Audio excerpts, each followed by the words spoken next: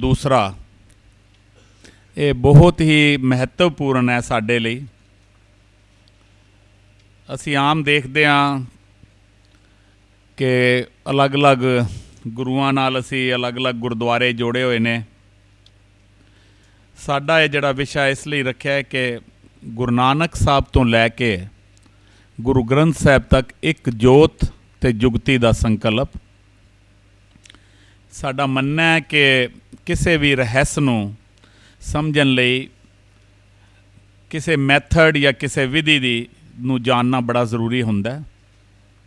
और हर फिलोसफी का कोई ना कोई बुनियादी असूल हुंदा है जिसनूं जाने बिना उस फिलोसफी बारे या संबंधित फिलोसफी बारे कुछ पूरी पड़चोल नहीं हो सकती। ये गल धर्मां ते और मजहबां ते भी लागू हुंदा है। सिख धर्म नूं या सिख पंथ नूं समझण लई भी सानूं ये हुण समझना पेगा जिहड़ा इसदा बुनियादी असूल या बुनियादी फिलोसफी जिहड़ी है शब्द गुरु दी फिलोसफी। ये लैक्चर असीं उस ते रखिआ।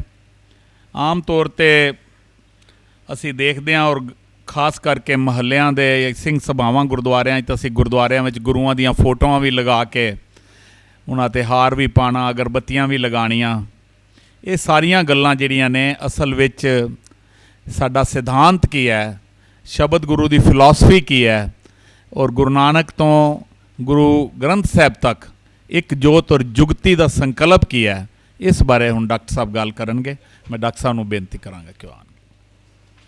वाहिगुरू जी का खालसा वाहिगुरू जी।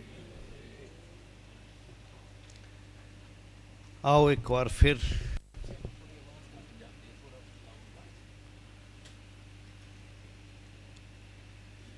अपना मन चित गुरबाणी दी विचारधारा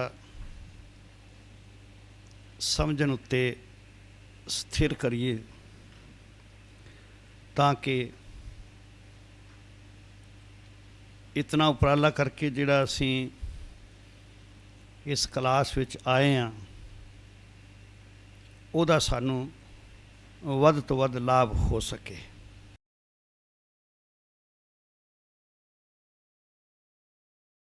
बनाया उस संबंध विच सत्य बलवंत ने कहा जोत ओहा जुगति साए सह काया फेर पलटी है। मेरे मालक सतगुरु गुरु नानक देव सच्चे पातशाह ने शरीर का परिवर्तन किया है गुरता के संबंध विच। गुरु अंगद देव दे विच उहो ही जोत कम निरंकारी जोत कम कर रही है ਜਿਹੜੀ गुरु नानक देव साहब विच सी। दूजा उन्होंने कहा कि जो ज्ञान दा प्रकाश जिहड़ा सतगुरु गुरु नानक देव महाराज जी नूं होया सी जिहड़ा हुण गुरु अंगद देव विच स्थित है उसनूं प्रचारित करन दा जिहड़ा मैथड है जिहड़ा ढंग है विधि है उहदे विच कोई तब्दीली नहीं आई। ये स्टेटमेंट जिहड़ी है इसनूं थोड़ा जिहा समझण दी लोड़ है।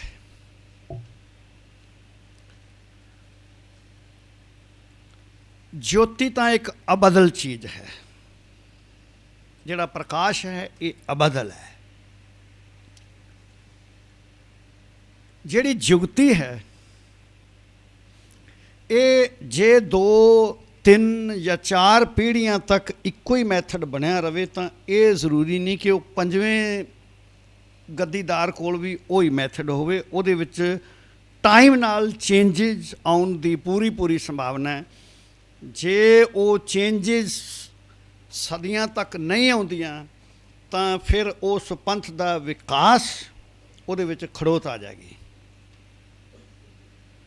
इहनूं समझण दी लोड़ है। श्री गुरु अंगद देव जी तक तो बिल्कुल स्पष्ट है जुगती च कोई मेजर परिवर्तन नहीं। जिस तरह गुरु नानक साहब प्रीच करते सन उस तरह प्रीच किया गया। गुरु अमरदास तक भी कोई प्रॉब्लम मैनू नहीं, गुरु रामदास जी तक भी मान लिया जाए, गुरु अर्जन देव। पर छेवें पातशाह दे वेले जुगती विच परिवर्तन आ गया। एक परिवर्तन की आया कि हरिमंदर के सामने अकाल तख्त की सिरजना करनी पै गई, शस्त्रधारी हो के गद्दी ते बहना पै गया। ये जुगती विच एक परिवर्तन है। ये परिवर्तन हुण सिखां विच खड़ोत आ गई है, जिस करके साडा धर्म साडे बच्चों नूं पुरातनतावादी लगन लग गया। क्योंकि असी ये बड़े जोर शोर नाल प्रचार रहे हैं भी जो तोहा जुगत साए, जदों कि जुगती स्टैटिक नहीं हो सकती। जुगती विच खड़ोत जिहड़ी है ये किसी भी पंथ लई हानिकारक है। ते जिहड़े ये पंथक विवाद ने उन्हां दा मूल कारण समय दे परिवर्तन नूं ना समझना है।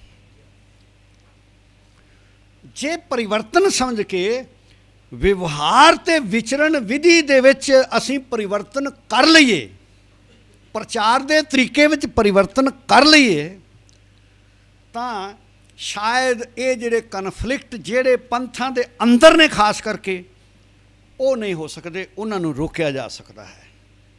जिस तरह मैं एक जुगती की गल करा, कैलेंडर का मुद्दा सी, मैं एक धिर या दूजी धिर का पक्ष नहीं पूरना, गल भी कुछ नहीं। समय की कैलकुलेशन ते कोई कौमां लड़दियां होण, कोई बहुत चंगी गल तो है नहीं, ये तो एक कैलकुलेशन है, चल एक तरीके नाल नहीं दूजे तरीके नाल कर लो जी। परंतु एक टाइम आया है साडे सामने जदों गुरु काल है या उस तो बाद भी अंग्रेज़ों के आउण तक कोई होर कैलेंडर नहीं हैं, भारतीय कैलेंडर ने, तो उन्हां अनुसार चलिया जा रहा। कैलेंडर दियां जदों हुण इंटरैक्शन वधी है संसार दे नाल, तां कैलेंडर के होर वर्शन साडे सामने आ गए जिहड़े कि इहदे नाल परफेक्ट ने, तो सानूं सोचना पै गया कि नहीं इहनूं बदलण दी लोड़ है। हुण वो तब्दीली जे पंथ प्रवानित कर लवे तो मैं समझदा कि उसनूं जुगती की समझ है। जे वो कहे कि नहीं परंपरा ही सब कुछ है, तो मैं समझदा कि जे परंपरा सब कुछ है फिर किसी पंथ की संसार विच पैदा होने की कोई लोड़ नहीं सी। पुरानियां परंपरावां तोड़न वास्ते हज़रत ईसा आए, पुरानियां परंपरावां धर्म विचों तोड़न वास्ते हज़रत मुहम्मद साहब आए। साढ़े देश विच गुरु नानक साहब सच्चे पातशाह महाराज आए। क्योंकि रीति रिवाज विचरण विधि इहदा एक पीरीयड है। पुराने टाइम विच कोई रीत थोड़ा ज़्यादा टाइम चल जाती सी, हुण जीवन की गति वधण नाल हुण ते आ खाना पीना पहनना इहदे च रोज़ परिवर्तन हुंदे ने। ये परिवर्तनशीलता गुरु ग्रंथ साहिब विच है। असी पहला गल कर चुके हैं, बंग के बंगाली फिरंग के फिरंगा वाली दिल्ली के दिलवाली तेरी आ गया मैं चल तो है। किन्ने नाना प्रकार दे खास करके अकाल उस्ताद बाणी पढ़िए, हरेक प्रकार का विचरण गुरु जी कहते सारा ही वधिया, सारा ही वधिया। उस परिवर्तन नूं जिस नूं वेख के गुरु जी इतने आनंद विच आउंदे ने, वो वाहिगुरू जी की उस्ताद करन लग जाते हैं। वो परिवर्तन देख के असी तो बड़े कठोर हो जाते हैं कि नहीं ये परिवर्तन क्यों आ गया। सो मेरा ये निवेदन है, जुगती है विधि। जुगती का क्या अर्थ है? युक्ति, दलील, विधि, ढंग, तरीका, विचरण की विधि, व्यवहार विधि। सानू सिंह सभा लहर पैदा हुई, सारी विचरण विधि की समीक्षा करनी पई तो एक नवी रहत मर्यादा जी तैयार कर ली असी कि सिख का व्यवहार इहो जिहा होना चाहिए। तो समय समय सवाल उठते हैं ये इस परिवर्तन की लोड़ है। परिवर्तन कर लैण नाल, व्यवहार विधि में परिवर्तन करन नाल सिक्खी नूं कोई नुकसान नहीं होंदा, जदों तक गुरु ग्रंथ साहब के प्रिंसीपल्स का उलंघन ना होवे या कौमी संगठन नूं नुकसान ना होवे। ये दो चीज़ां। मेरा निवेदन ये है कि साढ़े सारियां दे बहुतियां दे मन विच, क्योंकि साडी ਗੁਰੂ ਨਾਲ ਵੀ ਇੱਕ ਤਰੀਕੇ ਨਾਲ ਸਾਡੀ ਫਿਜ਼ੀਕਲ ਜੀ ਸਾਂਝ ਹੁੰਦੀ ਹੈ। ਸ਼ਬਦ ਗੁਰੂ ਵੀ ਹੈ, ਗੁਰੂ ਗ੍ਰੰਥ ਸਾਹਿਬ ਵੀ, ਤੇ ਅਸੀਂ ਵੀ ਉਹਦੇ ਨਾਲ ਵੀ ਫਿਜ਼ੀਕਲ ਚੀਜ਼ਾਂ ਜੋੜ ਦਿੰਦੇ ਹਾਂ ਵੀ ਇਹਨਾਂ ਨੂੰ ਠੰਡ ਵੀ ਲੱਗੇਗੀ, ਇਹਨਾਂ ਨੂੰ ਗਰਮੀ ਵੀ ਲੱਗੇਗੀ। ਕਿਉਂਕਿ ਜਿਹੜਾ ਦ੍ਰਿਸ਼ਟਮਾਨ ਹੈ ਅਸੀਂ ਉੱਥੋਂ ਤੱਕ ਸੀਮਿਤ ਰਹਿਣਾ ਚਾਹੁੰਦੇ, ਉਹਦੇ ਅੰਦਰ ਨਹੀਂ ਜਾਣਾ ਚਾਹੁੰਦੇ। ਜਦੋਂ ਅਸੀਂ ਗੁਰੂ ਨੂੰ ਬਾਹਰੋਂ ਦੇਖਦੇ ਹਾਂ ਫਿਰ ਸਾਨੂੰ ਕੀ ਲੱਗਦਾ ਕਿ ਸਾਨੂੰ 10 ਗੁਰੂ ਲੱਗਦੇ ਨੇ, 10 ਗੁਰੂ ਲੱਗਦੇ ਨੇ। ਗੁਰੂ ਤਾਂ ਜੇ 2 ਹੀ ਹੋਣ ਤੇ ਸਿੱਖ ਨਹੀਂ ਧਰ ਸਕਦਾ। ਤਾਂ ਗੁਰੂ ਮਹਾਰਾਜ ਸੱਚੇ ਪਾਤਸ਼ਾਹ ਨੇ ਇਹ ਦੱਸਿਆ ਜਦੋਂ ਉਹਨਾਂ ਨੇ ਗੁਰੂ ਅੰਗਦ ਦੇਵ ਮਹਾਰਾਜ, ਸਤਿਗੁਰੂ ਗੁਰੂ ਨਾਨਕ ਦੇਵ ਸਾਹਿਬ ਨੇ ਭਾਈ ਲਹਿਣੇ ਨੂੰ ਨਾਮ ਕਿ ਦਿੱਤਾ ਅੰਗਦ। ਅੰਗਦ ਕੌਣ ਹੁੰਦਾ ਹੈ? ਅੰਗਾਂ ਤੋਂ ਉਪਜਿਆ। ਮੇਰਾ ਸਰੀਰਕ ਰੂਪ, ਮੇਰੀ ਆਤਮਾ, ਸਭ ਕੁਝ ਇਹ ਹੁਣ ਭਾਈ ਲੈਣਾ ਹੈ। ਉਹਨਾਂ ਨੇ ਕਿਹਾ ਕਿ ਇਹਦੇ ਵਿੱਚ ਮੇਰੀ ਜੋਤੀ ਜਿਹੜੀ ਹੈ, ਜੋ ਜੋਤੀ ਮੇਰੇ ਵਿੱਚ ਪਰਮੇਸ਼ਰ ਦੀ ਸੀ, ਉਹ ਹੁਣ ਇਹਦੇ ਵਿੱਚ ਰੱਖੀ। ਉਹ ਜੋਤੀ ਕਿਹੜੀ ਸੀ? ਜਿਹੜੀ ਸਾਡੇ ਚੇਅਰਮੈਨ ਸਾਹਿਬ ਕਹਿ ਰਹੇ ਨੇ ਸ਼ਬਦ ਗੁਰੂ, ਸ਼ਬਦ ਜੋਤੀ ਹੈ। ਉਹ ਸ਼ਬਦ ਜੋਤੀ ਜਿਹੜੀ ਗੁਰੂ ਨਾਨਕ ਸਾਹਿਬ ਵਿੱਚ ਸੀ, ਉਹੀ ਗੁਰੂ ਅੰਗਦ ਦੇਵ ਵਿੱਚ ਮਹਾਰਾਜ ਵਿੱਚ ਸੀ। ਉਹੀ ਜਿਹੜੀ ਹੈ ਉਹ ਅੱਗੇ ਪ੍ਰਵਾਹਿਤ ਹੁੰਦੀ ਹੁੰਦੀ ਸਤਿਗੁਰੂ ਗੁਰੂ ਗੋਬਿੰਦ ਸਿੰਘ ਮਹਾਰਾਜ ਵਿੱਚ ਆਈ ਤੇ ਹੁਣ ਕਿਹਦੇ ਵਿੱਚ ਸਥਿਤ ਹੈ? ਸ਼੍ਰੀ ਗੁਰੂ ਗ੍ਰੰਥ ਸਾਹਿਬ ਵਿੱਚ, ਪੰਥ ਵਿੱਚ ਨਹੀਂ। ਪੰਥ ਵਿੱਚ ਜੁਗਤੀ ਆ ਗਈ ਹੈ। ਇੱਕ ਚੀਜ਼ ਹੋਰ ਸਮਝ ਲਵੋ, ਜੁਗਤੀ ਜਿਹੜੀ ਹੈ ਉਹ ਸਰੀਰ ਨਾਲ ਜੁੜੀ ਹੁੰਦੀ ਹੈ, ਕਿਉਂਕਿ ਉਹਦਾ ਸੰਗਠਨ ਲਈ ਰੋਲ ਹੈ। ਜੁਗਤੀ ਜਿਹੜੀ ਹੈ ਉਹ ਤੇ ਵਿਵਹਾਰ ਵਿਧੀ ਹੈ ਨਾ।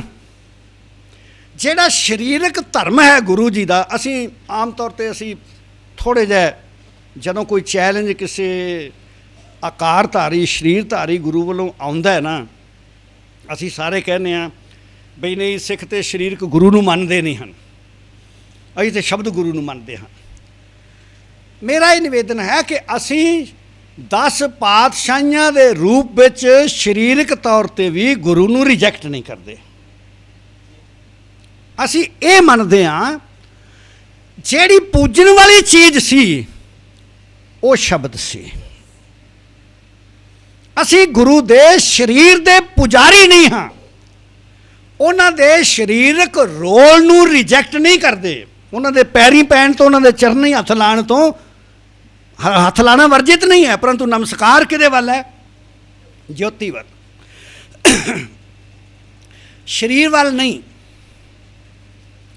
ਤੇ ਉਹ ਜਿਹੜੀ ਜੁਗਤੀ ਹੈ ਉਹ ਅੱਗੇ ਸਰੀਰਕ ਰੋਲ ਖਤਮ ਨਹੀਂ ਹੋ ਜਾਂਦਾ। ਇਹ ਇੱਕ ਸੂਖਮ ਕੜੀ ਸਮਝ ਲਈਏ। ਸ਼੍ਰੀ ਗੁਰੂ ਗੋਬਿੰਦ ਸਿੰਘ ਜੀ ਨੇ ਸਰੀਰ ਦਾ ਰੋਲ ਖਤਮ ਨਹੀਂ ਕੀਤਾ ਹੈ, ਪਰਿਵਰਤਨ ਲਿਆਂਦਾ ਹੈ। ਜੋਤੀ ਸ਼੍ਰੀ ਗੁਰੂ ਗ੍ਰੰਥ ਸਾਹਿਬ ਵਿੱਚ ਰੱਖ ਦਿੱਤੀ, ਜੁਗਤੀ ਦਾ ਸਰੀਰ ਦਾ ਇਖਤਿਆਰ ਪੰਥ ਨੂੰ ਦੇ ਦਿੱਤਾ। ਰਹਿਤ ਦਾ ਮਾਲਕ ਪੰਥ, ਜਿਹੜਾ ਪ੍ਰਕਾਸ਼ ਮਨੁੱਖਤਾ ਵਾਸਤੇ ਹੈ, ਪੰਥ ਉਹਦੇ 'ਚ ਛੇੜਛਾੜ ਨਾ ਕਰ ਦੇਵੇ, ਉਹ ਸੁਰੱਖਿਅਤ ਕਰਤਾ ਹੈ ਗੁਰੂ ਗ੍ਰੰਥ ਸਾਹਿਬ ਵਿੱਚ। ਕਿਉਂਕਿ ਪੰਥ ਛੇੜਛਾੜ ਕਰਨ ਤੋਂ ਨਹੀਂ ਟਲਦੇ। ਪੰਥ ਵਿੱਚ ਜਦੋਂ ਅਸੀਂ ਹੁੰਦੇ ਹਾਂ ਤੇ ਫਿਰ ਜਦੋਂ ਅਸੀਂ 10 ਬੰਦੇ ਇਕੱਠੇ ਹੋ ਜਾਈਏ ਨਾ, ਫਿਰ ਰਾਜ ਕਰੇਗਾ ਖਾਲਸਾ। ਈਗੋ ਜਾਗ ਪੈਂਦੀ ਹੈ। ਉਸ ਈਗੋ ਦੇ ਵਿੱਚ ਧਰਮ ਜਿਹੜਾ ਹੈ ਉਹ ਮਸਲਿਆ ਜਾਂਦਾ ਹੈ। ਗੁਰੂ ਜੀ ਨੇ ਬੜੇ ਦੈਵੀ ਵਿਵੇਕ ਨਾਲ ਗੁਰਤਾ ਜਿਹੜੀ ਹੈ 2 ਪਾਰਟਸ ਵਿੱਚ ਦਿੱਤੀ। ਇੱਕ ਵਾਰੀ 5 ਪਿਆਰਿਆਂ ਨੂੰ ਨਮਸਕਾਰ ਕਰਕੇ ਅੰਮ੍ਰਿਤ ਛਕ ਕੇ ਉਹਨਾਂ ਤੋਂ, ਇੱਕ ਪਾਠ ਦਿੱਤਾ 1708 ਵਿੱਚ ਹਜ਼ੂਰ ਸਾਹਿਬ ਦੀ ਧਰਤੀ 'ਤੇ। ਜੋਤੀ ਤੇ ਜੁਗਤੀ ਅਲੱਗ-ਅਲੱਗ ਕਰ ਦਿੱਤੀਆਂ। ਇਹ ਇੱਕ ਬੜਾ ਕ੍ਰਾਂਤੀਕਾਰੀ ਕੰਮ ਹੈ ਧਰਮ ਦੇ ਵਿੱਚ। ਕਿਉਂਕਿ ਕੁਰਾਨ ਸ਼ਰੀਫ ਵਿੱਚੋਂ ਅਸੀਂ ਸ਼ਰ੍ਹਾ ਮਾਈਨਸ ਨਹੀਂ ਕਰ ਸਕਦੇ। ਉੱਥੇ ਜੋਤੀ ਤੇ ਜੁਗਤੀ ਇਕੱਠੀ ਹੈ। ਸਾਡੇ ਜੋਤੀ ਨੂੰ ਨੁਕਸਾਨ ਨਾ ਹੋਵੇ, ਜੁਗਤ ਨੂੰ ਵੱਖਰੇ ਕਰਤਾ ਹੈ। ਜੁਗਤੀ ਵੱਖਰੀ ਹੈ, ਜੋਤੀ ਵੱਖਰੀ ਹੈ। ਸੰਗਠਨ ਦੀਆਂ ਚੀਜ਼ਾਂ ਅਲੱਗ, ਮਨੁੱਖਤਾ ਦੀ ਚੀਜ਼ ਵੱਖਰੀ ਕਰ ਦਿੱਤੀ। ਹੁਣ ਜਦੋਂ ਗੁਰੂ ਜੀ ਨੇ, ਹੁਣ ਅਸੀਂ ਕੀ ਹੈ ਕਿ 10 ਪਾਤਸ਼ਾਹੀਆਂ ਹਨ ਇਹ ਗੁਰੂ ਦੀਆਂ, ਇਹ 10 ਗੁਰੂ ਨਹੀਂ ਹਨ, ਇਹਨੂੰ ਸਮਝ ਲੈਣਾ ਚਾਹੀਦਾ। ਕਿਉਂ 10 ਗੁਰੂ ਨਹੀਂ ਹਨ? ਕਿਉਂਕਿ ਇੱਕੋ ਵਿਚਾਰਧਾਰਾ, ਇੱਕਾ ਬਾਣੀ, ਇੱਕ ਗੁਰ, ਇੱਕੋ ਸ਼ਬਦ ਵਿਚਾਰ, ਇਹ ਸਾਰੇ ਗੁਰੂਆਂ ਦੇ ਸਮੇਂ ਦੇ ਵਿੱਚ ਇਹ ਇੱਕ ਮੈਸੇਜ ਰਿਹਾ ਹੈ। ਬਚਿੱਤਰ ਨਾਟਕ ਵਿੱਚ ਮੈਂ ਇਸ ਵਿਵਾਦ 'ਚ ਨਾ ਪਵਾਂ ਕਿ ਗੁਰੂ ਗੋਬਿੰਦ ਸਿੰਘ ਜੀ ਨੇ ਲਿਖਿਆ ਜਾਂ ਕਿਸੇ ਹੋਰ ਨੇ ਲਿਖਿਆ ਹੈ, ਇਸ ਵਿਵਾਦ ਨੂੰ ਮੈਂ ਛੱਡ ਦੇਣਾ। ਪਹਿਲਾਂ ਜਿਹੜਾ ਹੈ ਉਹ ਪੁਰਾਣਾ ਜਿਹੜਾ ਹੈ ਪੌਰਾਣਿਕ ਇਤਿਹਾਸ ਬੇਦੀ ਅਤੇ ਸੋਢੀ ਬੰਸ ਦਾ ਉਹ ਵਰਣਨ ਕਰਕੇ, ਜਦੋਂ ਗੱਲ ਸਿੱਖ ਧਰਮ ਦੀ ਗੁਰੂ ਪਾਤਸ਼ਾਹਾਂ ਦੀ ਸ਼ੁਰੂ ਹੋਈ, ਗੁਰੂ ਗੋਬਿੰਦ ਸਿੰਘ ਮਹਾਰਾਜ ਜੀ ਨੇ, ਜਿਸ ਨੇ ਲਿਖਿਆ, ਮੈਂ ਫਿਰ ਭੁੱਲ ਜਾਵਾਂਗਾ ਕਿਉਂਕਿ ਮੇਰਾ ਹੁਣ ਕੀਤਾ ਅਤੇ ਮੈਂ ਇਸ ਕਰਕੇ ਮੇਰੇ ਮੂੰਹ 'ਚੋਂ ਨਿਕਲ ਰਿਹਾ। ਬਚਿੱਤਰ ਨਾਟਕ ਵਿੱਚ ਲਿਖਾਰੀ ਨੇ ਲਿਖਿਆ, ਭਿੰਨ ਭਿੰਨ ਸਭਹੂ ਕਰ ਜਾਨਾ, ਏਕ ਰੂਪ ਕਿਨਹੂ ਪਹਿਚਾਨਾ। ਕਿ 10 ਪਾਤਸ਼ਾਹੀਆਂ ਨੂੰ 10 ਗੁਰੂ ਵੇਖਣ ਵਾਲੇ ਤੇ ਬੜੇ ਨੇ, ਇਹਨਾਂ ਨੂੰ ਇੱਕ ਰੂਪ ਕਿਸੇ ਵਿਰਲੇ ਨੇ ਪਹਿਚਾਣਿਆ। ਜਿਨ ਜਾਨਾ ਤਿਨ ਹੀ ਸਿੱਧ ਪਾਈ, ਬਿਨ ਸਮਝੇ ਸਿੱਧੀ ਹਾਥ ਨਾ ਆਈ। ਕਹਿੰਦੇ ਸੂਝ ਸਮਝ ਵਿਵੇਕ ਸਿੱਧੀ ਸਫਲਤਾ ਕਾਮਯਾਬੀ, ਸਿੱਖੀ ਨੂੰ, ਸਿੱਖੀ ਦੀ ਅੰਡਰਸਟੈਂਡਿੰਗ ਦੀ ਕਾਮਯਾਬੀ, ਸਿੱਧੀ ਹੁੰਦਾ ਕਾਮਯਾਬੀ। ਇਹ ਕਹਿੰਦੇ ਉਹ ਜਿਸ ਨੇ ਇਸ ਗੱਲ ਨੂੰ ਸਮਝ ਲਿਆ ਕਿ ਇਹ ਏਕ ਰੂਪ ਹਨ, ਉਸ ਨੂੰ ਸਿੱਖੀ ਨੂੰ ਸਮਝਣ ਵਿੱਚ ਸਫਲਤਾ ਮਿਲ ਗਈ ਹੈ, ਦੂਜਾ ਫੇਲ ਹੋ ਗਿਆ। ਬਿਨ ਸਮਝੇ ਸਿੱਧੀ ਹਾਥ ਨਾ ਆਈ। ਜਿਹੜਾ ਇਸ ਗੱਲ ਨੂੰ ਨਹੀਂ ਸਮਝ ਸਕਦਾ, ਕਿਉਂਕਿ ਇਹ ਵੇਖੋ ਮੇਰੀ ਸਾਡੀ ਅੱਜ ਵੀ ਜਿਹੜੀ ਭਾਸ਼ਾ ਹੈ ਉਹਦੇ 'ਚ ਅਸੀਂ ਕਹਿੰਦੇ 10ਵੇਂ ਗੁਰੂ ਜੀ, 9ਵੇਂ ਗੁਰੂ ਜੀ, 8ਵੇਂ ਗੁਰੂ ਜੀ, 7ਵੇਂ ਗੁਰੂ ਜੀ। ਮੈਂ ਇੰਨਾ ਕੁ ਕਹਿ ਸਕਦਾ ਵੀ ਕੋਈ 18ਵੀਂ ਸਦੀ ਤੱਕ ਦਾ ਜਿਤਨਾ ਸਿੱਖ ਸਾਹਿਤ ਹੈ ਇਸ ਤਰੁਟੀ ਤੋਂ ਬਿਲਕੁਲ ਮੁਕਤ ਹੈ। ਉਹ ਹਮੇਸ਼ਾ ਪਾਤਸ਼ਾਹੀ ਲਿਖਣਗੇ, ਗੁਰੂ ਨਾਨਕ ਦੀ ਪਹਿਲੀ ਪਾਤਸ਼ਾਹੀ, ਦੂਜੀ ਪਾਤਸ਼ਾਹੀ, ਤੀਜੀ ਪਾਤਸ਼ਾਹੀ, ਚੌਥੀ ਪਾਤਸ਼ਾਹੀ, ਪੰਜਵੀਂ ਪਾਤਸ਼ਾਹੀ, ਇਸ ਤਰ੍ਹਾਂ ਵਰਣਨ ਕਰਨਗੇ। ਇਹ ਇੱਕੋ ਗੁਰੂ ਨਾਨਕ ਦੀਆਂ ਅਲੱਗ-ਅਲੱਗ ਪਾਤਸ਼ਾਹੀਆਂ ਨੇ। ਇਹ ਅਲੱਗ-ਅਲੱਗ ਗੁਰੂ ਨਹੀਂ ਹਨ। ਅਲੱਗ-ਅਲੱਗ ਗੁਰੂ ਹੁੰਦੇ ਤੇ ਫਿਰ ਇਹਨਾਂ ਦੀ ਸਥਿਤੀ ਜਿਹੜੀ ਹੈ ਨਾ 6 ਘਰ 6 ਗੁਰ 6 ਉਪਦੇਸ਼ ਵਾਲੀ ਹੁੰਦੀ। ਇੱਥੇ ਇੱਕੋ ਉਪਦੇਸ਼ ਹੈ, ਇੱਕਾ ਬਾਣੀ, ਇੱਕ ਗੁਰ, ਇੱਕੋ ਸ਼ਬਦ ਵਿਚਾਰ। ਇਸ ਦੀਆਂ ਗੁਰੂ ਜੀ ਨੇ ਨਿਸ਼ਾਨਦੇਹੀਆਂ ਰੱਖੀਆਂ ਨੇ। ਸ਼੍ਰੀ ਗੁਰੂ ਗ੍ਰੰਥ ਸਾਹਿਬ ਵਿੱਚ ਕਿਤੇ ਵੀ ਗੁਰੂ ਅੰਗਦ ਦੇਵ ਜੀ ਇਹ ਕਹਿੰਦੇ ਨੇ, ਮੈਂ ਅਮਰਦਾਸ ਇਹ ਆਖਦਾ, ਮੈਂ ਰਾਮਦਾਸ ਇਹ ਆਖਦਾ, ਮੈਂ ਅਰਜਨ ਦੇਵ ਇਹ ਆਖਦਾ, ਇਹ ਕਿਤੇ ਨਹੀਂ ਲਿਖਿਆ ਗਿਆ। ਇੱਕੋ ਪਦ ਨਾਨਕ। ਇੱਕ ਸ਼ਬਦ ਬਿਨਵੰਤ ਹੈ, ਜਿਸ ਨੂੰ ਅਸੀਂ ਬਿਨਵੰਤ ਪੜ੍ਹਦੇ ਹਾਂ। ਵੈਸੇ ਮੈਂ ਉਚਾਰਨ ਕਰਾਂ ਤੇ ਬਿਨਵੰਤੀ ਕਰਾਂਗਾ। ਬਿਨਵੰਤੀ ਨਾਨਕ ਗੁਰਚਰਨ ਲਾਗੇ, ਕਿਉਂਕਿ ਸ਼ੁੱਧ ਰੂਪ ਬਿਨਵੰਤੀ ਹੈ। ਬਿਨਵੰਤੀ ਵਿੱਚ ਉਹ ਬਹੁਵਚਨ ਵਿੱਚ ਹੋ ਜਾਂਦਾ ਹੈ। ਹੁਣ ਬਿਨਵੰਤੀ ਨਾਨਕ ਬਹੁਵਚਨ, ਨਾਨਕ ਬਹੁਤੇ ਨਹੀਂ ਹੋ ਗਏ ਨਾ। ਜਦੋਂ ਮੈਂ ਇੱਕ ਸਿੱਖ ਦੇ ਤੌਰ 'ਤੇ ਗੱਲ ਕਰਨੀ ਹੈ ਕਿ ਗੁਰੂ ਨਾਨਕ ਸਾਹਿਬ, ਤੇ ਮੈਂ ਕਹਾਂਗਾ, ਇਹ ਨਹੀਂ ਕਹਿੰਦਾ ਗੁਰੂ ਨਾਨਕ ਆਖਦਾ ਹੈ, ਗੁਰੂ ਨਾਨਕ ਸਾਹਿਬ ਆਖਦੇ ਨੇ। ਪੰਜਵੀਂ ਪਾਤਸ਼ਾਹ ਜੀ, ਇਹ ਜਿਹੜਾ ਨਾਨਕ ਪਦ ਹੈ ਨਾ, ਇਹ ਇਸ ਕਰਕੇ ਨਹੀਂ ਕਿ ਮੈਂ ਚੌਥਾ ਨਾਨਕ ਕਹਿ ਰਿਹਾ ਹਾਂ ਨਾ। ਸਾਰੀ ਬਾਣੀ ਗੁਰੂਆਂ ਦੀ, ਗੁਰੂ ਪਾਤਸ਼ਾਹਾਂ ਦੀ ਉਹ ਕਹਿੰਦੀ ਗੁਰੂ ਨਾਨਕ ਆਖਦੇ ਨੇ। ਜਦੋਂ ਪੰਚਮ ਪਾਤਸ਼ਾਹ ਲਿਖਦੇ ਨੇ ਵਾਰ-ਵਾਰ ਬਿਨਵੰਤੀ ਨਾਨਕ, ਬਹੁਤਾ ਸ਼ਬਦ ਬਿਨਵੰਤੀ ਪੰਚਮ ਪਾਤਸ਼ਾਹ ਨੇ ਵਰਤਿਆ। ਗੁਰੂ ਨਾਨਕ ਸਾਹਿਬ ਦੀ ਬਾਣੀ ਵਿੱਚ ਸਿਰਫ ਇਹ ਇੱਕ ਜਾਂ ਦੋ ਵਾਰ ਆਇਆ ਹੈ। ਹੁਣ ਮੈਂ ਇਹ ਨਹੀਂ ਕਹਿ ਸਕਦਾ ਵੀ ਉਹ ਕਿਸੇ ਉਕਾਈ ਕਾਰਨ ਆਇਆ ਹੈ, ਉਹ ਵੀ ਹੋ ਸਕਦਾ, ਇੱਕ ਵਚਨ 'ਚ ਵੀ ਹੋ ਸਕਦਾ ਕਿਸੇ ਹਾਲਾਤ ਵਿੱਚ। ਸਾਰੇ ਗੁਰੂ ਪਾਤਸ਼ਾਹ ਜਦੋਂ ਇਹ ਨਾਨਕ ਪਦ ਵਰਤਦੇ ਨੇ ਇੱਕ, ਤਾਂ ਇਹਦਾ ਮਤਲਬ ਹੈ ਕਿ ਸਾਰਿਆਂ ਵਿੱਚ ਉਹੀ ਨਾਨਕ ਜੋਤੀ ਹੈ। ਗੁਰੂ ਵੱਖਰੇ ਵੱਖਰੇ ਨਹੀਂ, ਨਾ ਉਹਨਾਂ ਦਾ ਵਿਚਾਰ ਵੱਖਰਾ ਹੈ, ਨਾ ਉਹਨਾਂ ਦਾ ਮਿਸ਼ਨ ਵੱਖਰਾ ਹੈ। ਉਸ ਮਿਸ਼ਨ ਦੀ ਪੂਰਤੀ ਵਾਸਤੇ ਸ਼ਸਤਰ ਇੰਟਰੋਡਿਊਸ ਕਰ ਦੇਣਾ, ਖਾਲਸਾ ਪੰਥ ਜਿਹੜਾ ਸੰਗਤ ਨੂੰ ਖਾਲਸਾ ਪੰਥ ਵਿੱਚ ਕਨਵਰਟ ਕਰ ਦੇਣਾ। ਇਹ ਤਾਂ ਨਹੀਂ ਕਿ ਨਵਾਂ ਪੰਥ ਬਣਾਤਾ ਸੀ, ਗੁਰ ਸੰਗਤ ਕੀਨੀ ਖਾਲਸਾ, ਗੁਰੂ ਦੀ ਸੰਗਤ ਜਿਹੜੀ ਉਹ ਖਾਲਸਾ ਬਣਾ ਦਿੱਤੀ ਗਈ ਹੈ। ਵਿਧੀ 'ਚ ਪਰਿਵਰਤਨ ਆ ਗਿਆ, ਢੰਗ ਬਦਲ ਲਿਆ ਹੈ, ਪਰ ਸਥਿਤੀਆਂ ਦੇ ਮੁਤਾਬਕ ਸ਼ਸਤਰ ਚੁੱਕਣ ਦੀ ਲੋੜ ਹੈ ਤੇ ਸ਼ਸਤਰ ਚੁੱਕ ਲਿਆ ਹੈ। ਕਿਉਂਕਿ ਸ਼ਸਤਰ ਚੁੱਕਣਾ ਧਰਮ ਤੇ ਜਿਹੜਾ ਹੈ ਹਿੰਸਾ ਰੋਕਣ ਵਾਸਤੇ ਹੈ, ਪਰੰਤੂ ਫੌਜ ਨੂੰ ਪੁਲਿਸ ਨੂੰ ਸ਼ਸਤਰ ਜਿਹੜਾ ਹੈ ਉਹ ਦੇਣਾ ਸਟੇਟ ਵਾਸਤੇ ਇਸ ਕਰਕੇ ਜ਼ਰੂਰੀ ਹੁੰਦਾ ਹੈ ਕਿ ਬਦਅਮਨੀ ਨਾ ਫੈਲੇ। ਤੋ ਜੇ ਸ਼ਸਤਰ ਗੁਰੂ ਜੀ ਨੇ ਜਦੋਂ ਵੇਖਿਆ ਕਿ ਹੁਣ ਬਦਅਮਨੀ ਰੋਕਣ ਵਾਸਤੇ ਸ਼ਸਤਰ ਚੁੱਕਣ ਦੀ ਲੋੜ ਹੈ, ਤਾਂ ਉਹਨਾਂ ਨੇ ਵਿਧੀ ਜਿਹੜੀ ਹੈ ਉਹਦੇ ਵਿੱਚ ਪਰਿਵਰਤਨ ਲਿਆ ਕੇ ਸ਼ਸਤਰ ਉਠਾ ਲਿਆ। ਪਰ ਜਿਹੜਾ ਮਿਸ਼ਨ ਹੈ ਉਹ ਤਾਂ ਇੱਕੋ ਹੀ ਰਿਹਾ। ਉਹ ਮਿਸ਼ਨ ਜਿਹੜਾ ਸੀ ਏਕ ਪਿਤਾ ਏਕਸ ਕੇ ਹਮ ਬਾਰਕ ਜਾਂ ਅਵਲ ਅੱਲਾ ਨੂਰ ਪਾਇਆ ਕੁਦਰਤ ਕੇ ਸਭ ਬੰਦੇ, ਇਹ ਸਾਰੇ ਸੰਸਾਰ ਵਿੱਚ ਪ੍ਰੀਚ ਕਰਨਾ ਮਿਸ਼ਨ ਤਾਂ ਇਹ ਸੀ ਸਾਰੇ ਪਾਤਸ਼ਾਹਾਂ ਦਾ। ਇਸ ਕਰਕੇ ਸਾਰੇ ਗੁਰੂ ਪਾਤਸ਼ਾਹਾਂ ਨੇ, ਬਲਕਿ ਉਹਨਾਂ ਨੇ ਕਿਹਾ ਕਿ ਮੈਂ ਤਾਂ ਕੁਝ ਕਹਿ ਹੀ ਨਹੀਂ ਰਿਹਾ, ਇਹ ਜੇ ਕੁਝ ਕਿਹਾ ਨਾਨਕ ਨੇ ਕਿਹਾ। ਗੁਰੂ ਨਾਨਕ ਬੋਲ ਰਹੇ ਨੇ। ਗੁਰੂ ਰਾਮਦਾਸ ਮਹਾਰਾਜ ਜੀ ਦੀ ਬਾਣੀ ਹੈ, ਨਾਨਕ ਪਦ ਹੈ। ਉਹ ਕਹਿੰਦੇ ਮੈਂ ਨਹੀਂ ਕੁਛ ਕਹਿ ਰਿਹਾ, ਗੁਰੂ ਨਾਨਕ ਜੀ ਕਹਿ ਗਏ ਨੇ, ਇਹ ਨਾਨਕ ਜੀ ਨੇ ਆਖਿਆ।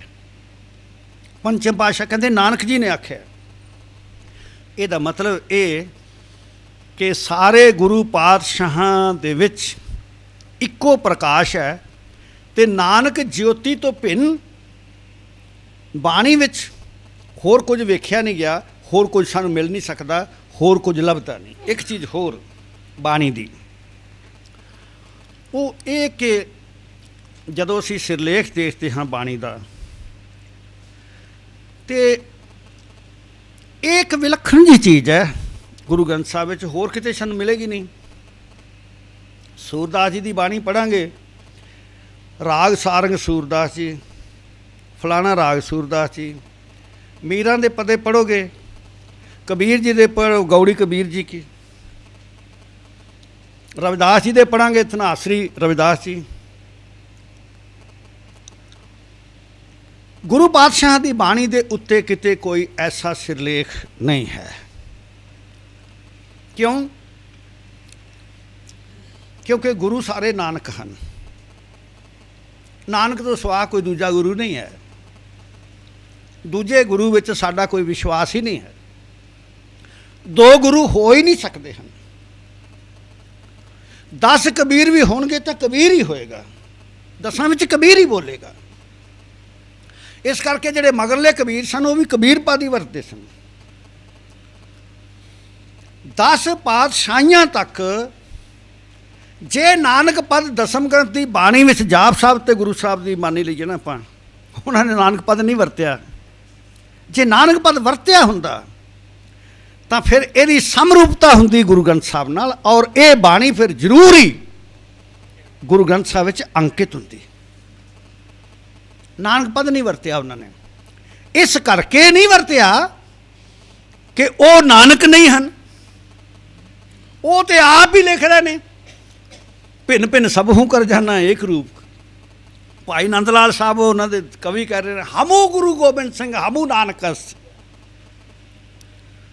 ਤੂੰ ਹੀ ਨਾਨਕ ਹੈ, ਤੂੰ ਹੀ ਗੁਰੂ ਗੋਬਿੰਦ ਸਿੰਘ ਹੈ, ਵਾਰ ਵਾਰ ਤੂੰ ਹੀ ਗੁਰੂ ਹਰਕ੍ਰਿਸ਼ਨ ਹੈ, ਤੂੰ ਹੀ ਹਰ ਰਾਏ ਹੈ। ਤੋ ਗੁਰੂ ਜਿਹੜਾ ਹੈ ਇੱਕ ਹੈ। ਔਰ ਮੈਂ ਗੱਲ ਕਰ ਰਿਹਾ ਸੀ ਬਾਣੀ ਦੇ ਸਿਰਲੇਖ। ਬਾਣੀ ਦਾ ਸਿਰਲੇਖ ਸ੍ਰੀ ਰਾਗ ਮਹਿਲਾ ਪਹਿਲਾ, ਧਨਾਸਰੀ ਮਹਿਲਾ ਪਹਿਲਾ। ਇਹ ਮਹਿਲਾ ਸ਼ਬਦ ਜਿਹੜਾ ਹੈ ਇਸੇ ਕਰਕੇ ਲਿਖਿਆ ਹੈ ਕਿ ਗੁਰੂ ਪਹਿਲਾ ਦੂਜਾ ਤੀਜਾ ਚੌਥਾ ਨਹੀਂ ਹੋ ਸਕਦਾ, ਇੱਕੋ ਗੁਰੂ ਹੈ, ਇੱਕ ਜੋਤ ਹੈ।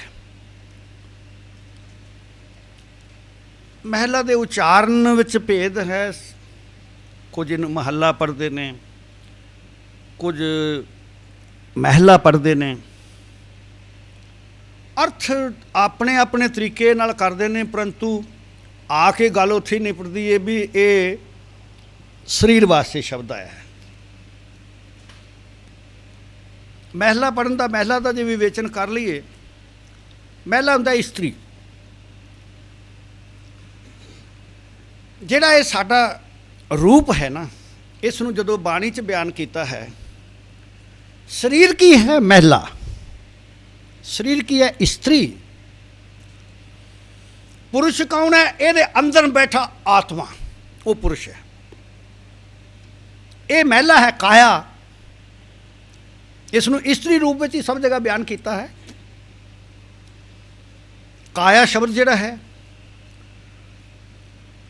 ਇਹ ਇਸਤਰੀ ਲਿੰਗੀ ਹੈ। तो महिला का अर्थ की हो गया? स्त्री नहीं, महिला का अर्थ है शरीर। जदों कहने महिला पहला, गुरु नानक देव जी का पहला शरीर, पहले शरीर विच कह रहे हैं, दूजे शरीर विच कहते हैं। सारी गल ही स्पष्ट हो गई। गुरु पहला दूजा तीजा चौथा नहीं लिख सकते, क्योंकि सिद्धांत का उल्लंघन है। पहला दूजा तीजा चौथा गुरु नहीं है, बल्कि गुरु नानक पहले रूप में, गुरु नानक दूजे रूप में, गुरु नानक तीजे रूप में, गुरु नानक चौथे रूप में, गुरु नानक पंजवें रूप में।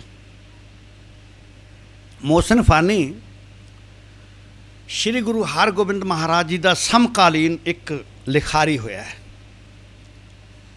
जिसकी पुस्तक सी दबिस्ताने मजाहिब। इनू एक पहला ऐसा व्यक्ति गिनिया जाता है जिसने धर्मां दा तुलनात्मक सर्वेखण जा किया। उसने वख-वख धर्मां दियां परंपरावां उत्ते जो कुछ उसनूं प्राप्त होया उस समय उसने लिखिया। ये व्यक्ति सतगुरु गुरु हरगोबिंद साहब महाराज ते सतगुरु गुरु हर राय जी दे काल विच गुरु दरबार विच आउंदा रहा, सिखां नाल इंटरैक्शन करदा रहा, सिक्खी बारे सीधी जानकारी भी ते असीधे तरीके नाल सिखां तो भी ये धर्म की हो जाए, पंथ की हो जाए, ये सारियां गल्लां उसने एक जिहड़ा नानक पंथी, उन्हें नानक पंथियां बारे जिहड़ा लिखिया, ਉਹਦੇ ਵਿੱਚ ਉਹ ਲਿਖਦਾ कि गुरु हरगोबिंद साहब भी जदों अपने सिखां नूं कोई चिट्ठी पत्र लिखते सी तो महिला 6वां लिखते सी अपने आप में, वो भी शब्द महिला वरतते सी। फिर उसकी बड़ी चर्चा करता है कि महिला पहला का भाव है गुरु नानक साहब, महिला दूजा का भाव है गुरु अंगद देव साहब। ये उत्ते उन्हें काफ़ी सारा विस्तार विच उसका लिखा हुआ सानू प्राप्त होता है। सो ये शब्द जिहड़ा महिला आया है, ये इस वास्ते आया है कि गुरु भिन्न भिन्न नहीं हो सकते। गुरु ने वख वख जामे वख वख शरीर धारण किए ने। एक समस्या ये रहेगी, लोग कहेंगे कि ये भारतीय अवतारवाद है कि विष्णु जिहड़ा है वख वख अवतार लैके जगत विच आउंदा है। तो मेरा निवेदन ये है कि विष्णु के अवतारां विच पहली गल तो कंटीन्यूटी नहीं है, एक तो बाद दूजा शरीर धारण नहीं करता। वो तो जदों जदों धर्म की गिलानी हुंदी है पहला सुता रहिंदा है, जदों धर्म की गिलानी हुंदी है देवते जाके पुकार करते हैं, फिर उसकी नींद टुटती है तो फिर वो अवतार धारण करके आ जाता है। कदे कृष्ण जी के रूप च आ गया, कदे राम जी के रूप च आ गया, कदे मच्छ बनया, कदे कच्छ बनया, कदे बरा बनया। सिक्खी दे विच उंज ते की है कि जिहड़ा अवतरण का मतलब की है उतरना, उतरना जगत विच आउणा। उतरिया क्यों कहने असीं महापुरख नूं? क्योंकि ਇਹ ਸੰਸਾਰ ਜਿਹੜਾ ਹੈ ਇਹ ਤੁੱਛ ਹੈ। ਪਰਮਾਤਮਾ ਦਾ ਜਿਹੜਾ ਸੱਚਖੰਡ ਦਰਬਾਰ ਹੈ ਉਹ ਇਹਦੇ ਤੋਂ ਉੱਚਾ ਹੈ, ਉਹਦੀਆਂ ਚੀਜ਼ਾਂ ਹੈ, ਉਹਦੀ ਸੁਪੀਰੀਅਰਿਟੀ ਹੈ। ਬਾਣੀ 'ਚ ਵੀ ਮੈਂ ਪੇਖਿਓ ਰੀ ਉੱਚਾ ਮੋਹਨ ਸਭ ਤੇ ਉੱਚਾ, ਮੋਹਨ ਤੇਰੇ ਉੱਚੇ ਮੰਦਰ ਮਹਿਲ, ਉਹ ਉਚਾਈਆਂ ਤੇ ਹੈ। ਹੁਣ ਉਸ ਨੂੰ ਮਨੁੱਖਾਂ ਦੀ ਕਲਿਆਣ ਕਰਨ ਵਾਸਤੇ ਉਸ ਨੂੰ ਭਵਜਲ ਵਿੱਚ ਉਤਰਨਾ ਪੈਂਦਾ, ਇਸ ਕਰਕੇ ਅਵਤਾਰ ਕਹਿੰਦੇ ਆ।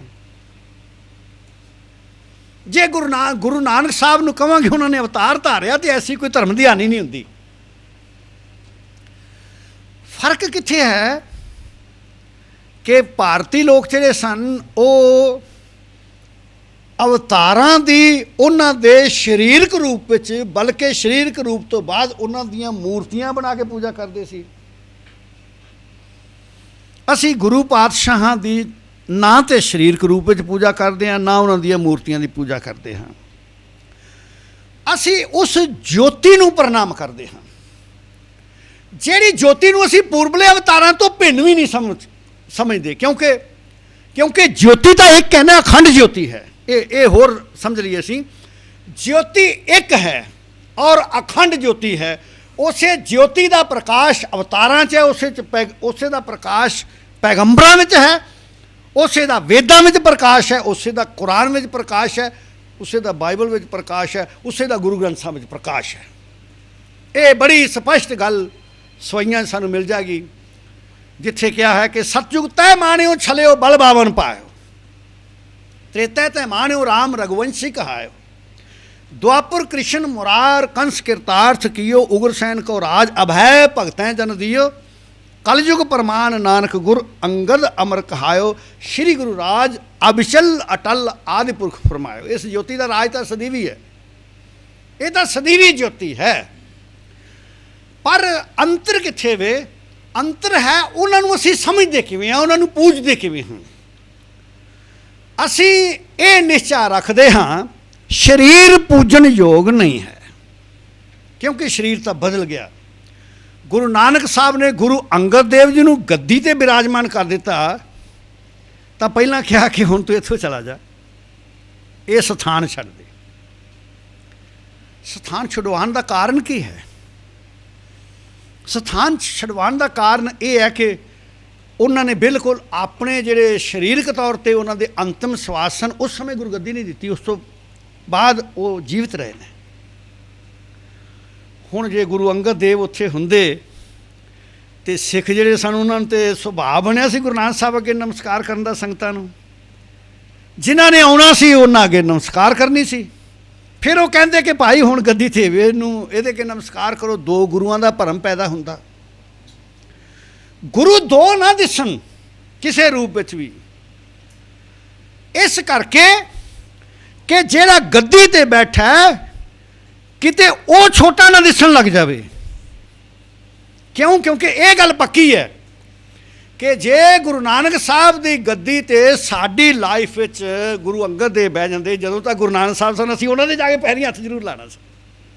ਜੇ ਹੁਣ ਗੁਰੂ ਅੰਗਦ ਦੇਵ ਜੀ ਉੱਥੇ ਹੁੰਦੇ ਤੇ ਉਹਨਾਂ ਦੇ ਪੈਰੀਂ ਹੱਥ ਅਸੀਂ ਲਾਉਂਦੇ, ਗੁਰੂ ਨਾਨਕ ਸਾਹਿਬ ਦੇ ਤੇ ਗੱਦੀ ਛੋਟੀ ਹੁੰਦੀ। ਜਦੋਂ ਕੋਈ ਗੁਰੂ ਨਾਨਕ ਸਾਹਿਬ ਕੋਲ ਉੱਥੇ ਆਉਂਦਾ ਤਾਂ ਉਹ ਉਹਨੂੰ ਆਦੇਸ਼ ਕਰਦੇ, ਭਾਈ ਉੱਥੇ ਖਡੂਰ ਚਲਾ ਜਾ, ਹੁਣ ਇੱਧਰ ਨਹੀਂ ਆਉਣਾ, ਉੱਥੇ ਜਾਓ। ਤੋ ਇਹ ਇੱਕ ਬੜਾ ਇੱਕ ਸਮਝੋ ਕਿ ਇੱਕ ਸੂਖਮ ਜੀ ਜਿਹੜੀ ਸੀ ਇਹਦੇ ਪਿੱਛੇ, ਸੂਖਮ ਇੱਕ ਸਮਝੋ ਕਿ ਵਿਚਾਰਧਾਰਾ ਸੀ ਕਿ ਉਹਨਾਂ ਨੇ ਕਿਹਾ ਕਿ ਨਹੀਂ ਤੁਸੀਂ ਹੁਣ ਇੱਥੋਂ ਉੱਥੇ ਚਲੇ ਜਾਓ, ਕਿਉਂਕਿ ਦੂਜਾ ਗੁਰੂ ਨਹੀਂ ਦਰਸਾਉਣਾ ਹੈ। ਤੋ ਅਸੀਂ ਸਰੀਰ ਨੂੰ ਜਿਹੜਾ ਹੈ ਸਰੀਰ ਨੂੰ ਪੂਜਣ ਯੋਗ ਨਹੀਂ ਮੰਨਿਆ। ਗੁਰੂ ਨਾਨਕ ਸਾਹਿਬ ਜਿਹੜੇ ਨੇ ਜਦੋਂ ਉਹਨਾਂ ਦੀ ਗੱਦੀ ਤੇ ਉਹਨਾਂ ਦੀ ਜੋਤ ਉਹਨਾਂ ਨੇ ਡਿਕਲੇਅਰ ਕਰ ਦਿੱਤਾ ਕਿ ਲਹਿਣੇ ਵਿੱਚ ਚਲੀ ਗਈ ਹੈ ਔਰ ਉਹਦਾ ਨਾਮ ਅੰਗਦ ਹੋ ਗਿਆ, ਹੁਣ ਗੁਰੂ ਅੰਗਦ ਉਹ ਹੈ। ਫਿਰ ਅਸੀਂ ਗੁਰੂ ਨਾਨਕ ਸਾਹਿਬ ਦੇ ਸਰੀਰ ਅੱਗੇ ਨਮਸਕਾਰ ਨਹੀਂ ਕੀਤੀ, ਗੁਰੂ ਅੰਗਦ ਦੇਵ ਸਾਹਿਬ ਅੱਗੇ ਨਮਸਕਾਰ ਕਰਨੀ ਸ਼ੁਰੂ ਕਰ ਦਿੱਤੀ। ਤੇ ਇਸੇ ਤਰ੍ਹਾਂ ਗੁਰੂ ਅਮਰਦਾਸ ਮਹਾਰਾਜ ਜੀ ਨੂੰ ਵੀ ਕਿਹਾ ਕਿ ਤੂੰ ਹੁਣ ਇੱਥੋਂ ਚਲਾ ਜਾ, ਦੂਜੇ ਸਥਾਨ 'ਤੇ ਜਾਓ, ਉੱਥੇ ਨਹੀਂ ਰਹੇ। ਇਹਦੇ ਪਿੱਛੇ ਮੂਲ ਜਿਹੜੀ ਚਿੱਤ ਬ੍ਰਿਤੀ ਸੀ ਉਹ ਸਿੱਖਾਂ ਨੂੰ ਇਹ ਮੈਸੇਜ ਦੇਣਾ ਸੀ ਕਿ ਗੁਰੂ ਕੇਵਲ ਇੱਕ ਹੈ, ਔਰ ਜਿਸ ਨੂੰ ਗੁਰੂ ਨੇ ਨਮਸਕਾਰ ਕਰਤਾ, ਜਿਸ ਨੂੰ ਗੱਦੀ ਤੇ ਬਿਠਾ ਦਿੱਤਾ, ਉਹ ਹੀ ਗੁਰੂ ਹੈ। ਸੋ ਇਸੇ ਤਰ੍ਹਾਂ ਗੁਰੂ ਸਾਹਿਬ ਜੀ ਨੇ ਹੋਰ ਬਹੁਤ ਸਾਰੇ ਜਿਹੜੇ ਨੇ ਉਹ ਮਹਿਲਾ ਦੀ ਨਿਸ਼ਾਨਦੇਹੀ ਕਰ ਦਿੱਤੀ ਬਾਣੀ ਦੇ ਵਿੱਚ। ਫਿਰ ਸਾਰੀ ਬਾਣੀ ਦੇ ਵਿੱਚ ਜਿਹੜਾ ਹੈ ਉਹ ਗੁਰੂ ਜਿਹੜਾ ਹੈ ਇੱਕ ਵਚਨ ਵਿੱਚ ਆਇਆ, ਬਹੁ ਵਚਨ ਵਿੱਚ ਨਹੀਂ ਹੈ। ਸਭ ਜਗ੍ਹਾ 'ਤੇ ਗੁਰੂ ਜੀ ਨੇ ਸਾਰੀ ਬਾਣੀ ਵਿੱਚ ਇਹ ਸਮਝਾਇਆ ਕਿ ਗੁਰੂ ਇੱਕੋ ਹੀ ਹੈ ਅਤੇ ਗੁਰੂ ਇੱਕ ਜੋਤੀ ਹੈ। ਆਪਾਂ ਜਦੋਂ ਸਿੱਧ ਗੋਸ਼ਟੀ ਬਾਣੀ ਪੜ੍ਹਦੇ ਹਾਂ,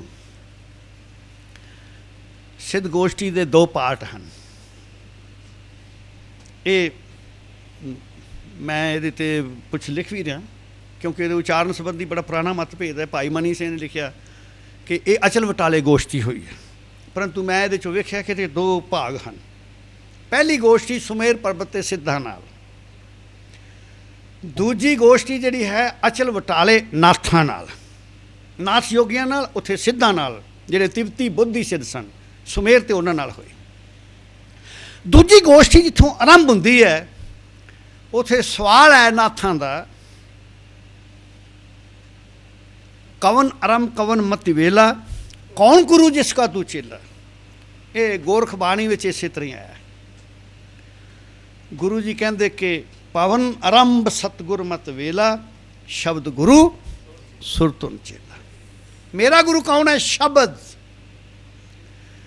ਜੋ ਗੁਰੂ ਗੁਰੂ ਨਾਨਕ ਸਾਹਿਬ ਨੇ ਕਿਹਾ ਕਿ ਇਹ ਗੁਰੂ ਹੈ, ਉਹ ਜੋਤੀ ਉਹਨਾਂ ਵਿੱਚ ਰਹੀ ਤੇ ਅਸੀਂ ਉਹਨਾਂ ਨੂੰ ਗੁਰੂ ਕਿਹਾ। ਉਹ ਜੋਤੀ ਅੱਗੇ ਚਲੀ ਗਈ ਸ਼ਬਦ ਗੁਰੂ ਦੀ ਤੇ ਅਸੀਂ ਉਹਨਾਂ ਨੂੰ ਗੁਰੂ ਅੰਗਦ ਦੇਵ ਸਾਹਿਬ ਨੂੰ ਗੁਰੂ ਕਿਹਾ। ਇਸੇ ਤਰੀਕੇ ਨਾਲ ਅਸੀਂ 10 ਪਾਤਸ਼ਾਹੀਆਂ ਨੂੰ ਜਿਹੜਾ ਹੈ ਉਹ ਇੱਕ ਰੂਪ ਕਰਕੇ ਜਾਣਿਆ ਹੈ। ਜਦੋਂ ਭਾਈ ਗੁਰਦਾਸ ਵੀ ਜ਼ਿਕਰ ਕਰੇ 6 ਗੁਰੂਆਂ ਤੱਕ ਦਰਸ ਨਿਹਾਰੀ ਨਹੀਂ ਲਿਖਿਆ, 6 ਮਹਿਲਾਂ ਤੱਕ ਦਰਸ ਨਿਹਾਰੀ, ਗੁਰੂ ਦੇ 6 ਸਰੂਪਾਂ ਦੇ ਦਰਸ਼ਨ ਕੀਤੇ। ਨਾਨਕ ਤੂੰ ਅੰਗਦ ਤੂੰ ਹੈ, ਗੁਰ ਅਮਰ ਤੂੰ ਵਿਚਾਰਿਆ। ਪੜ੍ਹਦੇ ਆ ਨਾ, ਧੰਨ ਧੰਨ ਰਾਮਦਾਸ ਗੁਰ ਜਿਨ ਸਿਰਿਆ ਤਿਨੈ ਸਵਾਰਿਆ। ਤੂੰ ਹੀ ਨਾਨਕ ਹੈ, ਤੂੰ ਹੀ ਅੰਗਦ ਹੈ, ਤੂੰ ਹੀ ਗੁਰੂ ਅਮਰਦਾਸ ਹੈ। ਧੰਨ ਗੁਰੂ ਰਾਮਦਾਸ ਸੱਚੇ ਪਾਤਸ਼ਾਹ, ਇਹ ਤੇਰੇ ਪਹਿਲੇ ਸਰੀਰਕ ਰੂਪ ਨੇ। ਤੂੰ ਗੁਰੂ ਨਾਨਕ ਹੀ ਉਹਨੇ ਚੌਥੇ ਸਰੂਪ ਵਿੱਚ ਇਸ ਗੱਦੀ ਦੇ ਉੱਤੇ ਬਿਰਾਜਮਾਨ ਹੋਇਆ ਹੈ। ਸੋ ਸਿੱਖ ਜਿਹੜਾ ਹੈ ਉਸ ਨੂੰ ਇਹ ਦ੍ਰਿਸ਼ਟੀ ਜਿਹੜੀ ਹੈ ਇਹ ਬਣਾਉਣੀ ਪਵੇਗੀ, ਕਿਉਂਕਿ ਇੱਕ ਗੁਰੂ ਦਾ ਜਿਹੜਾ ਵਿਧਾਨ ਹੈ ਉਸ ਨੂੰ ਆਪਣੇ ਦ੍ਰਿੜ ਵਿੱਚ, ਮਨ ਵਿੱਚ ਦ੍ਰਿੜ ਕਰਨਾ, ਆਪਣੇ ਵਿਚਾਰ ਵਿੱਚ ਦ੍ਰਿੜ ਕਰਨਾ, ਆਪਣੇ ਚਿੰਤਨ ਵਿੱਚ ਦ੍ਰਿੜ ਕਰਨਾ, ਇਹ ਬਹੁਤ ਜ਼ਰੂਰੀ ਹੈ ਸਿੱਖੀ ਦੀ ਸੋਚ ਅਤੇ ਸਮਝ ਵਾਸਤੇ, ਸਿੱਖੀ ਦਾ ਜਿਹੜਾ ਵਿਚਾਰ ਹੈ ਉਹਨੂੰ ਸਮਝਣ ਵਾਸਤੇ। ਸੋ ਸਤਿਗੁਰੂ ਸਾਹਿਬ ਸੱਚੇ ਪਾਤਸ਼ਾਹ ਮਹਾਰਾਜ ਜੀ ਨੇ ਆਪਣੇ ਜੀਵਨ ਕਾਲ ਦੇ ਵਿੱਚ 10 ਪਾਤਸ਼ਾਹੀਆਂ ਤੱਕ ਇਹ ਹੀ ਸਮਝਾਇਆ ਗਿਆ ਕਿ ਗੁਰੂ ਨਾਨਕ ਦੀ ਜੋਤੀ ਹੀ ਵੱਖ-ਵੱਖ ਰੂਪਾਂ ਦੇ ਵਿੱਚ ਬਿਰਾਜਮਾਨ ਹੋਈ ਹੈ। ਅਤੇ ਉਹਨਾਂ ਨੇ ਆਪਣੇ ਆਪ ਨੂੰ ਸਰੀਰਕ ਤੌਰ 'ਤੇ ਵੀ ਮੈਂ ਗੁਰੂ ਗੋਬਿੰਦ ਸਿੰਘ ਹਾਂ, ਨਹੀਂ, ਮੈਂ ਨਾਨਕ ਹਾਂ, ਨਾਨਕ ਜੀ ਹੀ ਸਭ ਕੁਛ ਹਨ, ਨਾਨਕ ਜੀ ਦਾ ਹੀ ਆਖਿਆ ਹੋਇਆ ਹੈ। ਮੈਂ ਜਿਵੇਂ ਪਹਿਲਾਂ ਬੇਨਤੀ ਕੀਤੀ ਹੈ ਕਿ ਵਾਰ-ਵਾਰ ਬਾਣੀ ਦੇ ਵਿੱਚ ਨਾਨਕ ਆਖਦਾ, ਨਾਨਕ ਆਖਦਾ, ਨਾਨਕ ਆਖਦਾ, ਇਹ ਚੀਜ਼ ਜਿਹੜੀ ਹੈ ਆਈ ਹੈ। ਸੋ ਇਹ ਹੁਣ ਜਿਹੜੀ ਜੋਤੀ ਹੈ ਉਹ ਸਮਝ ਲੈਣਾ ਚਾਹੀਦਾ ਕਿ ਜੋਤੀ ਜਿਹੜੀ ਸ਼ਬਦ ਹੈ, ਜੋਤੀ ਜਿਹੜੀ ਹੈ ਉਹ ਪੰਥਕ ਵਿਵਹਾਰ ਵਿਧੀ ਹੈ। ਦੂਜਾ ਇਹਦਾ ਹੈ ਪ੍ਰੀਚਿੰਗ ਦਾ ਵੇ, ਪ੍ਰੀਚਿੰਗ ਦਾ ਢੰਗ। ਗੁਰੂ ਨਾਨਕ ਸਾਹਿਬ ਦਾ ਪ੍ਰੀਚਿੰਗ ਦਾ ਢੰਗ ਜਿਹੜਾ ਸੀ ਨਾ, ਜੁਗਤੀ ਆਈ ਕਿੱਥੋਂ ਹੈ ਕਿ ਗੁਰੂ ਨਾਨਕ ਸਾਹਿਬ ਦੀ ਇੱਕ ਪ੍ਰੀਚਿੰਗ ਦੀ ਇੱਕ ਵਿਧੀ ਬੜੀ ਯੂਨੀਕ ਸੀ, ਉਹਨਾਂ ਦੀ ਬੜੀ ਯੂਨੀਕ ਸੀ। ਉਹ ਯੂਨੀਕਨੈਸ ਜਿਹੜੀ ਹੈ ਵਿਧੀ ਦੇ ਸੰਬੰਧ ਵਿੱਚ ਜਿਹੜੀ ਹੈ ਉਹ ਫਿਰ ਇਹ ਵਿਧੀ ਆ ਗਈ ਕਿ ਗ੍ਰੰਥ ਨਾਲ ਵੱਖਰੀ ਆਰਗੇਨਾਈਜੇਸ਼ਨ ਦੇ ਵਿੱਚ ਨੂੰ ਵਿਧੀ ਦੇ ਦਿੱਤੀ ਉਹਨਾਂ ਨੇ। ਇਹ ਫਿਰ ਇੱਕ ਯੂਨੀਕਨੈਸ ਹੈ। ਪਹਿਲਾਂ ਉਹਨਾਂ ਦੀ ਆਪਣੀ ਵਿਧੀ ਯੂਨੀਕ ਹੈ ਕਿ ਉਹ ਜਿੱਥੇ ਜਾਂਦੇ ਨੇ, ਜੇ ਹਰਿਦੁਆਰ ਗਏ ਨੇ ਉਲਟੇ ਪਾਸੇ ਪਾਣੀ ਚੜਾਇਆ, ਲੋਕ ਆਪੇ ਗੱਲ ਸੁਣਨ ਵਾਸਤੇ ਆ ਗਏ। ਜੇ ਮੱਕਾ ਸ਼ਰੀਫ ਗਏ ਨੇ ਤਾਂ ਕੋਈ ਉਹਨਾਂ ਨੇ ਕੋਈ ਅਪਮਾਨ ਕਰਨ ਵਾਲਾ ਥੋੜ੍ਹਾ ਕਾਬੇ ਵੱਲ ਪੈਰ ਕੀਤੇ ਸਨ, ਉਹਨਾਂ ਦੇ ਲੋਕਾਂ ਨੂੰ ਇਕੱਠੇ ਕਰਨਾ ਸੀ, ਲੋਕਾਂ ਨੂੰ ਇਕੱਠੇ ਕਰ ਲਿਆ। ਕੁਰੂਕਸ਼ੇਤਰ ਗਏ ਅਤੇ ਉੱਥੇ ਜਿਹੜਾ ਹੈ ਉਹ ਹਿਰਨ ਦਾ ਮਾਸ ਰਿੰਨਣਾ ਸ਼ੁਰੂ ਕਰ ਦਿੱਤਾ। ਚੁੱਲ੍ਹਾ ਤਪਦਾ ਵੇਖ ਕੇ ਤੇ ਲੋਕ ਆਪਣੇ ਆਪ ਹੀ ਦੌੜ ਆਏ ਕਿ ਇਹ ਕਿਹੜਾ ਮਸਤਾਨਾ ਸਾਧੂ ਆ ਗਿਆ, ਸੂਰਜ ਗ੍ਰਹਿਣ ਦੇ ਮੌਕੇ 'ਤੇ ਇਹਨੇ ਅੱਗ ਬਾਲ ਲਈ ਹੈ। ਔਰ ਜਦੋਂ ਪੁੱਛਿਆ ਕਿ ਰੱਖਿਆ ਕੀ ਇਹ ਮਾਸ ਰੱਖਿਆ, ਫਿਰ ਹੋਰ ਅੱਗ ਬਬੂਲਾ, ਹੋਰ ਲੋਕ ਇਕੱਠੇ ਹੋ ਗਏ, ਹੰਗਾਮਾ ਹੋ ਗਿਆ। तो गुरु साहब ने अपनी गल जिहड़ी सी सफलता सहित करन वास्ते कोई ढंडोरा नहीं पिटिया, लोग आप मुहारे ऐसी विधि वरती। जगन्नाथपुरी विच मंदिर में आरती कर रहे हैं, बाहर खड़े होकर आरती करनी शुरू करती, लोग अपने आप ही इकट्ठे हो गए उस आरती को सुनने वास्ते।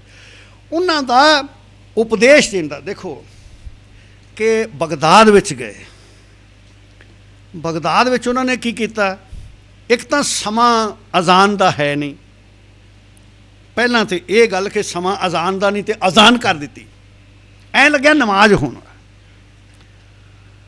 जदों अजान लोगों ने सुनी उन्होंने सोचा ये कोई परलो आ गई है, इस टाइम अजान ये किवें हो गई है। उन्होंने लग्या भी ये तो कोई भयानक वाकया होने वाला है। दूजा उन्होंने काम यह किया कि कब्रस्तान दे विच शब्द गायन शुरू कर दिता। दोवें चीज़ां ही बड़ा उल्टा कर्म सी। इस्लामी मुल्कां विच उस वेले इहो जिहा कर्म सी कि जिस लिए सज़ा जिहड़ी है केवल वो सज़ाए मौत है।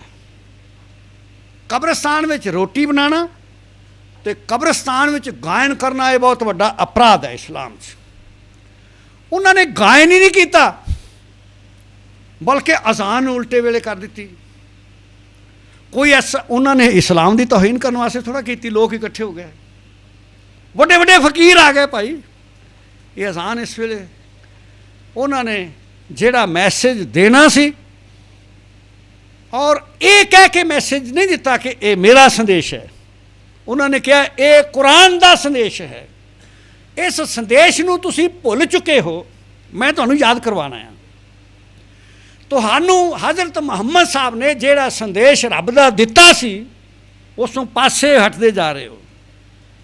अजान उल्टे वेले देन दा मतलब ये सी कि परमात्मा की भगती दे कोई 5 काल नहीं हैं, 8 पैर उसकी आराधना करनी है। उसका नाम तो किसी वेले भी लिया जा सकता है, कोई समा माड़ा थोड़ा है उसका नाम लैन का। तो कब्रस्तान में गायन करके उन्होंने ये मैसेज दिता कि ये नाल मर चुके व्यक्तियों दी रूहां नरक च नहीं जाणगियां, उधार होवेगा, क्योंकि ये रब की उस्तत दे गीत ने। उन्हें क्या गायन जिहड़ा माड़ा है, अश्लील गाने ना गाओ ना, रब की उस्तत जिहड़ी है वो गायन करने विच ते कोई गुनाह नहीं है। तो ये मैसेज जिहड़ा देना सी उन्हां दा अपना एक मैथड बड़ा यूनिक सी और उस संबंध विच उन्होंने अगे चल के एक यूनीक सिस्टम बना दिता कि पंथ कोल मर्यादा रहेगी, पंथ कोल जुगती रहेगी, तो ग्रंथ कोल जिहड़ा है वो एक निर्दोष ज्योति रहेगी। निर्दोष शब्द ज्योति जिहदे विच कोई लग मात्र का वाधा हेर फेर नहीं कर सकेगा। पंथ जे सियाणा होवेगा तो वो समय अनुकूल अपना व्यवहार जिहड़ा है निर्धारित करने वास्ते व्यवहार विच परिवर्तन लिआउंदा रहेगा। सो ये इतनी को बेनती मैं कराँगा, ये शायद कुछ गुस्ताखी हो तो वो क्षमा मंगता हाँ। बहुत बहुत धन्यवाद। वाहिगुरू जी का खालसा वाहिगुरू गले का हार पा दे। बहुत बहुत धन्यवाद डॉक्टर साहब। साडा अज का यह विशा तो शब्द गुरु सुरत धुन चेला उस तो आधारित सी, पर जदों असी अज अपने आस पास देखते हैं अपने सिस्टम नूं तो फिर बड़ी वायलेंस दिखती है। और सानू जिहड़ा ये टॉपिक भी इस लिए रखना पिया और बड़ी बार सोचते हैं चिंतन करने वाली गल जिहड़ी सानू लगती है कि जिस विधि नाल एक नवा मनुख सिरजिया गया सी शब्द गुरु की वो विधि की हुण वो भटकिया नूं मोड़न विच असमर्थ है। अज सवाल तो यह है, और मैं कल भी उत्थे यही जिक्र किया सी कि we are not reading Gurbani नूं शब्द गुरु नूं असीं पढ़ ही नहीं रहे हैं, उसनूं we are not understanding it, असीं उसनूं समझ भी नहीं रहे हैं and we are not following it, असीं उसनूं व्यवहारक जीवन विच लिया भी नहीं पा रहे। हुण बेचैन करने वाला और हैरानीजनक प्रश्न यह है कि बेइंसाफियां जात पात ऊच नीच रंग भेद नूं निकारन वाली कौम दे सिर ते उस दिन पहाड़ क्यों नहीं टुटिया जदों दुनिया के किसी भी हिस्से ते विच जात पात के नां ते गुरुद्वारे बने। अज असीं वेखदे हां कि जात पात के नां तक गुरुद्वारे बने हुए ने और ਜੋ ਕੁਝ ਹੁੰਦਾ ਮੈਂ ਬਹੁਤੀ ਇੱਥੇ ਤਫਸੀਲ ਨਹੀਂ ਦੇਣੀ, ਉਹ ਤੁਹਾਨੂੰ ਸਭ ਪਤਾ ਹੈ, ਤੁਸੀਂ ਪੜ੍ਹਦੇ ਵੀ ਹੋ, ਦੇਖਦੇ ਵੀ ਹੋ। ਤਾਂ ਸਾਡਾ ਸਿਰਫ ਅੱਜ ਦਾ ਜਿਹੜਾ ਅਸੀਂ ਚਾਹੁੰਦੇ ਸੀ ਕਿ ਸ਼ਬਦ ਗੁਰੂ, ਗੁਰੂ ਗ੍ਰੰਥ ਸਾਹਿਬ ਦੀ ਜਿਹੜੀ ਗੱਲ ਹੈ ਉਸ ਨੂੰ ਅਸੀਂ ਹਾਈਲਾਈਟ ਕਰਨਾ ਹੈ, ਸ਼ਬਦ ਗੁਰੂ ਨੂੰ ਅਸੀਂ ਹਾਈਲਾਈਟ ਕਰਨਾ ਹੈ। ਚਾਹੇ ਜਿਹੜੀ ਪ੍ਰੋਬਲਮ ਹੈ ਡੇਰਾਵਾਦ ਜਾਂ ਦੀ ਹੈ, ਅੱਜ ਦਿੱਲੀ ਵਿੱਚ ਅਸੀਂ ਬੜੇ ਦੇਖਦੇ ਹਾਂ। ਮੈਂ ਤਾਂ ਪੰਜਾਬ ਵਿੱਚ ਤਾਂ ਖੈਰ ਬਹੁਤ ਹੀ ਨੇ ਡਾਕਟਰ ਸਾਹਿਬ ਜਾਣਦੇ ਨੇ, ਅਤੇ ਦਿੱਲੀ ਵਿੱਚ ਵੀ ਡੇਰਾਵਾਦਾਂ ਦੀਆਂ ਗੱਲਾਂ ਤੇ ਮੈਂ ਦੇਖਦਾ ਕਿਵੇਂ ਲਾਈਨਾਂ ਲਾ ਕੇ ਲੋਕ ਉੱਥੇ ਜਾਂਦੇ ਨੇ। ਕਾਸ਼ ਉਹ ਸ਼ਬਦ ਗੁਰੂ ਨੂੰ, ਗੁਰੂ ਗ੍ਰੰਥ ਸਾਹਿਬ ਦੇ ਨਾਲ ਜੁੜਨ ਔਰ ਉਸ ਨੂੰ ਪੜ੍ਹਨ ਔਰ ਉਸ ਨੂੰ ਸਮਝਣ, ਅਤੇ ਮੈਂ ਦਾਅਵੇ ਨਾਲ ਕਹਿ ਸਕਦਾ ਕਿ ਉਹਨਾਂ ਦੇ ਸਾਰਿਆਂ ਦੀ ਸਾਰੀ ਪ੍ਰੋਬਲਮਸ ਦੀਆਂ, ਸਾਰੀਆਂ ਦੀ ਸਾਰੀਆਂ ਦੁੱਖਾਂ ਦੀਆਂ ਨਿਵੇਸ਼ ਜਿਹੜਾ ਉਹ ਗੁਰੂ ਗ੍ਰੰਥ ਸਾਹਿਬ ਵਿੱਚ ਹੈ, ਸ਼ਬਦ ਗੁਰੂ ਦੇ ਵਿੱਚ ਹੈ। ਗੱਲ ਤਾਂ ਸਿਰਫ ਇੰਨੀ ਹੈ, ਗੁਰੂ ਨਾਨਕ ਸਾਹਿਬ ਨੇ ਸ਼ਬਦ ਗੁਰੂ ਔਰ ਸੁਰਤ ਦੀ, ਇੰਟਲੈਕਟ ਦੀ ਗੱਲ ਕੀਤੀ, ਅਸੀਂ ਉਸ ਤੋਂ ਦੂਰ ਹੋ ਰਹੇ ਹਾਂ।